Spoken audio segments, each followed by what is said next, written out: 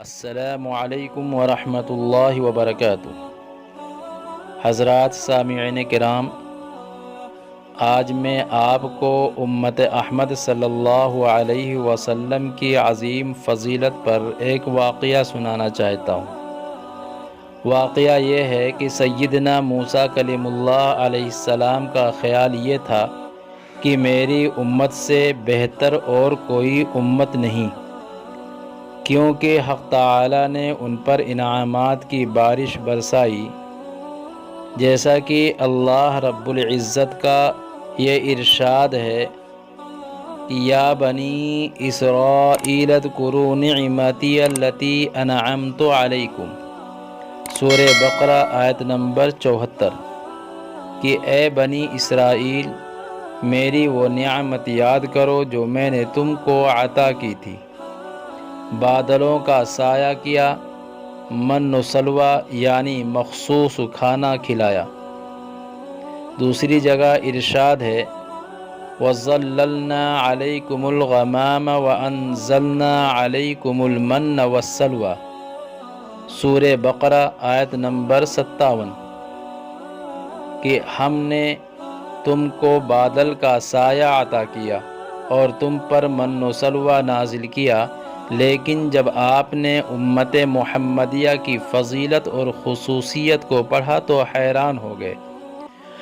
چنانچہ ارشاد ربانی وَأَخَذَ الْأَلْوَاحَ، جو سورہ اعراف کی آیت نمبر 154 ہے، اس کی تفسیر میں حضرت قتادہ رحمہ اللہ تعالی نے فرمایا کہ ایک مرتبہ سیدنا موسیٰ علیہ السلام نے بارگاہ خداوندی میں عرض کیا کہ یا اللہ، میں نے الواح میں لکھا ہوا پایا کہ ایک بہترین امت وہ ہوگی جو ہمیشہ امر بالمعروف اور نہی عن المنکر یعنی کار نبوت کرتی رہے گی۔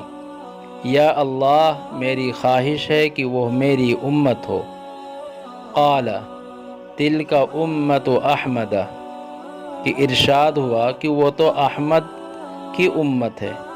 حضرت موسیٰ علیہ السلام نے دوبارہ عرض کیا کہ میرے مولا، میں نے الواح میں پایا کہ ایک امت وہ ہوگی جو سب سے اخیر میں آئے گی مگر جنت میں سب سے پہلے جائے گی۔ میرے مولا، میری تمنا ہے کہ وہ امت میری ہو۔ ارشاد فرمایا کہ وہ تو احمد کی امت ہے۔ حضرت موسیٰ علیہ السلام نے پھر عرض کیا کہ الہی، الواح میں نے پڑھا کہ ایک امت ایسی ہوگی کہ اس کے سینے میں آپ کی عظیم کتاب محفوظ ہوگی۔ الہی، میری آرزو ہے کہ وہ امت میری ہو۔ ارشاد فرمایا کہ وہ تو احمد کی امت ہے۔ حضرت موسیٰ علیہ السلام نے عرض کیا، پروردگار، الواح میں پڑھا کہ ایک امت ایسی ہوگی جو آپ کی کتاب پر ایمان لائے گی اور آپ کے دشمنوں کے ساتھ جہاد کرے گی، حتیٰ کہ اخیر میں کانے دجال کے ساتھ قتال کرے گی۔ پروردگار، میں چاہتا ہوں کہ وہ میری امت ہو۔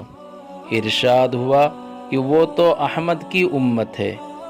حضرت موسیٰ علیہ السلام نے عرض کیا، خداوندہ، الواح میں لکھا ہے کہ ایک امت وہ ہوگی جو نیکی کا ارادہ کرے گی اور پھر کسی وجہ سے نہ کر سکے گی، تب بھی محض نیت پر ثواب کی حقدار ہوگی، اور اگر نیک عمل کر لے گی تو 10 گنا سے 700 گنا تک ثواب کی مستحق ہوگی۔ رب اجعلہم امتی، یعنی خداوندہ، اس کو میری امت بنا دے۔ ارشاد ہوا کہ وہ تو میرے احمد کی امت ہے۔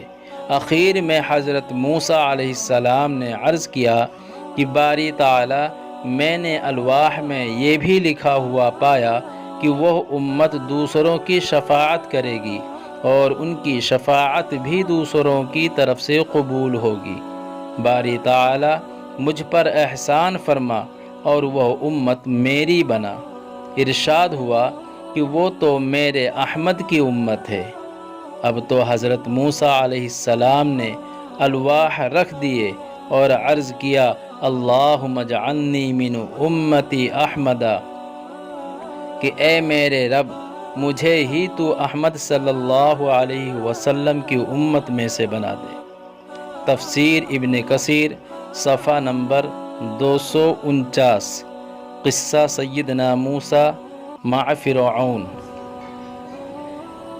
فقیہ ابو اللیث سمرقندی رحمۃ اللہ علیہ فرماتے ہیں کہ جب سیدنا موسیٰ علیہ السلام نے خود رحمت عالم صلی اللہ علیہ وسلم کے امتی ہونے کی تمنا کا اظہار کیا تو جواب ملا یا موسیٰ انی اصطفیتک علی الناس برسالاتی وبکلامی فخذ ما آتیتک وکن من الشاکرین۔ سورہ اعراف آیت نمبر 144۔ کہ اے موسیٰ یہی بہت ہے کہ میں نے پیغمبری اور اپنی ہم کلامی کے لیے لوگوں میں سے تمہیں چن لیا، اب میں نے تم کو جو کچھ عطا کیا ہے اس کو لو اور شکریہ ادا کرو۔ اس پر حضرت موسیٰ علیہ السلام راضی ہو گئے۔ تو حضرات سامعین کرام، آپ نے آیت کی تفسیر سن لی کہ حضرت موسیٰ علیہ السلام جو ایک اولو العزم پیغمبر تھے اور جن کو موسیٰ کے ساتھ کلیم اللہ کا لقب دیا گیا تھا، وہ بھی یہ تمنا کرتے تھے کہ کاش میں امت احمد میں سے ہو جاتا۔